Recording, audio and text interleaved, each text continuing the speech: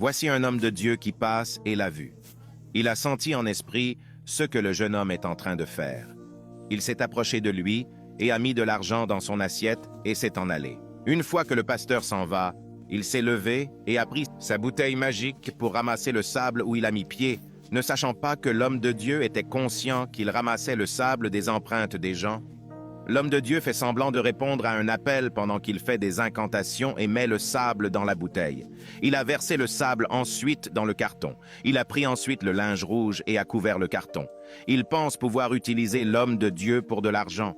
Il fait encore des incantations pour transformer le sable en argent afin de voler son destin. Il continue les cérémonies en invoquant des mauvais esprits. Mais la puissance de Dieu a frappé le carton et le carton a disparu avec l'argent avec ses habits. Il commence par crier et appelle l'homme. Voici le jeune homme dont il a volé l'étoile.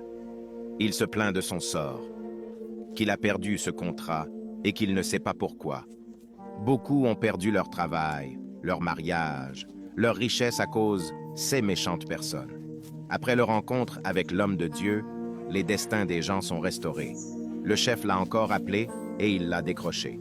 Le chef lui dit de venir tout de suite pour le contrat et il s'est levé en même temps. Il s'est prosterné devant l'homme de Dieu et demande pardon. L'homme de Dieu lui dit qu'il n'y a pas d'enchantement contre Jacob, ni la divination contre Israël. Il lui dit qu'il ne peut pas jouer avec tout le monde. Il lui dit que les destins des gens qu'il a volés sont restaurés, mais son propre destin a été échangé. Qu'à partir de maintenant, qu'il vaut plus rien. Il demande pardon, qu'il est désolé. L'homme de Dieu lui dit que la seule solution est de donner sa vie à Jésus-Christ et qu'il fera plus jamais ce qu'il a fait. Accrochez-vous à Dieu.